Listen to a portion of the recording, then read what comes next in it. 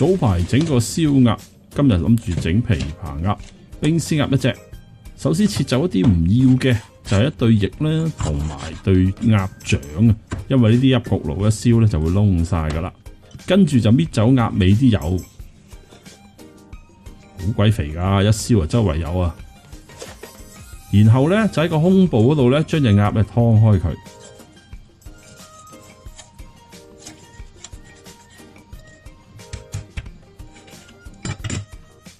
盡量將佢撳開，抹成一塊，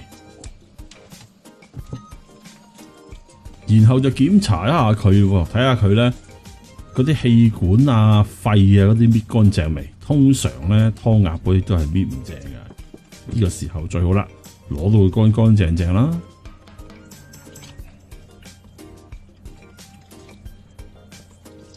都真係好多嘢搣走啊！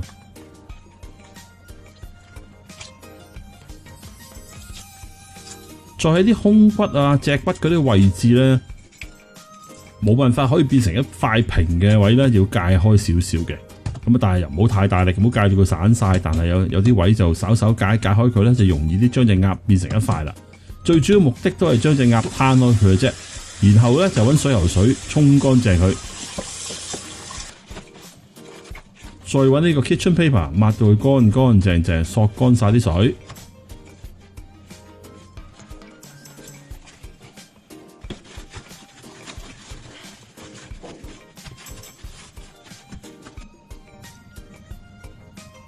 為咗要固定隻鴨咧一塊好似琵琶咁咧，就要用呢啲咁嘅鋼針喺啲肉同骨之間穿過佢。首先要放兩支就係沿住嗰條脊骨插入去啦，令到有兩個支架。咁跟住咧喺個鴨嘅中間咧，喺呢啲新嘅位咧就插入啲鋼針，目的係令到佢成隻鴨都有啲鋼針鞏固住佢。因為如果唔係入焗爐咧，佢就可能會捲起咧，就唔係一塊平咁樣噶啦。咁至於入幾多支鋼針啊，睇情況啦。由上而下嘅可能都要2到4支，即跟打橫嗰啲亦都可能係講緊3、4支。呢啲鋼針淘寶有得買，好平㗎咋，講緊幾毫子一支啊。香港買就貴啲啦。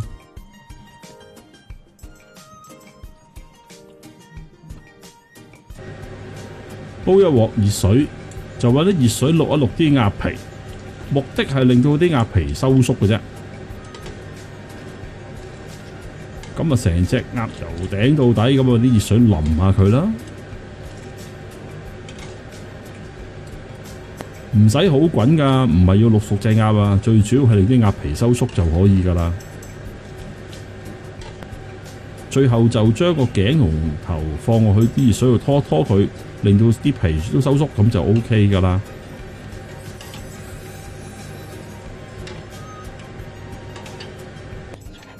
準備啲醃料醃隻鴨，2 gram 嘅花椒粉，2 gram 八角粉，2 gram 嘅丁香，2 gram 到嘅肉桂粉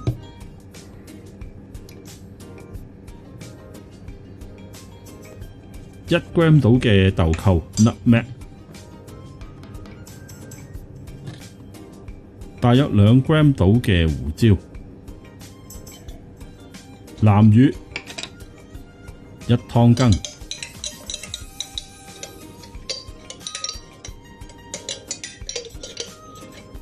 柱侯醬1大茶羹、甜醬都係1大茶羹、蠔油1茶羹、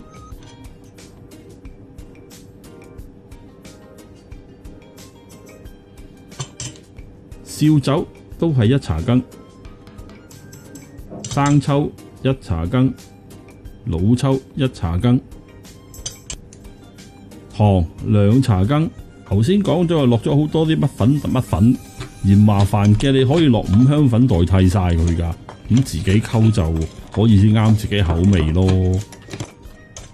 至於頭先講緊話2 gram 花椒粉啊、八角粉就2 gram， 大約就係1茶羹到啦。咁但係因為隻粉重量有啲唔同嘅，咁啊自己睇睇啦。將啲醬就搽喺個鴨身嗰度，小心啲，因為啲鴨骨咧搽嘅時候，啲鴨骨都幾利㗎。預備嘅脆皮水，3湯羹嘅米醋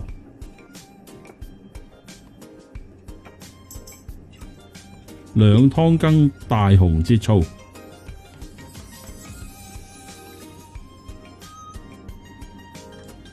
，1湯羹米酒，即係玉冰燒啊、雙蒸之類。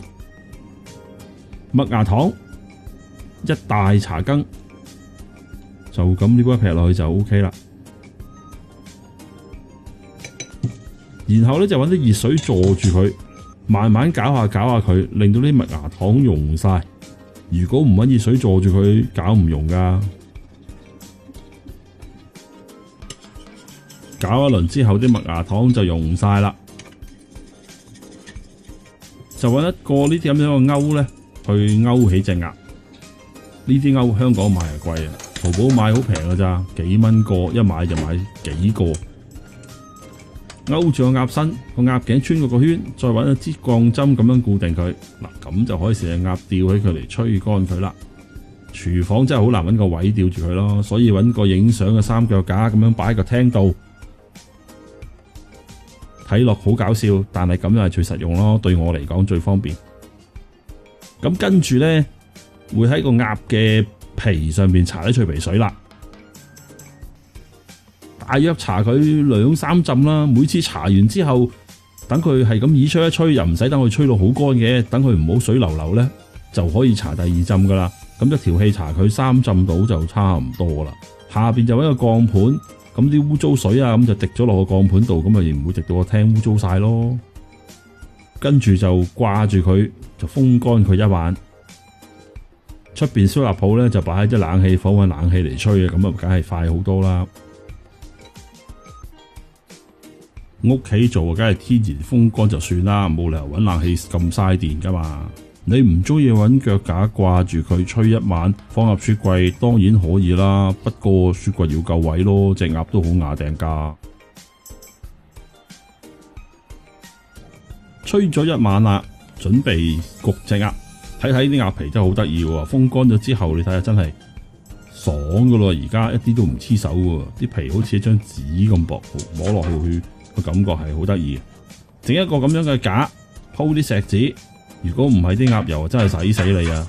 用一個咁樣嘅架嘅好處咧，就等佢上下透風。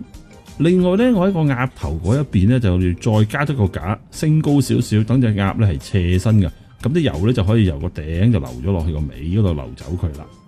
焗爐 preheat 到去200度，咁就可以入焗爐啦。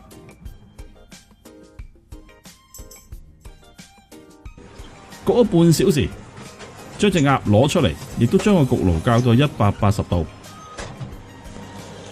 攞出嚟主要係將隻鴨轉一轉佢，等佢燒得均勻啲啫。嗱，升起嗰個位就係令到隻鴨可以斜咗啲油就流走佢。如果唔係啲油積咗喺個身度，反而就唔脆噶。跟住再焗多半小時。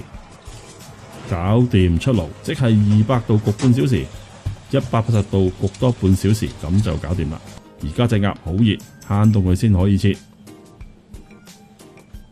攤凍咗，亦都切咗，切就各施各法啦，中意點切就點切啦。反正都係屋企食嘅，唔切都得噶，就咁揸住嚟撕嚟食咯。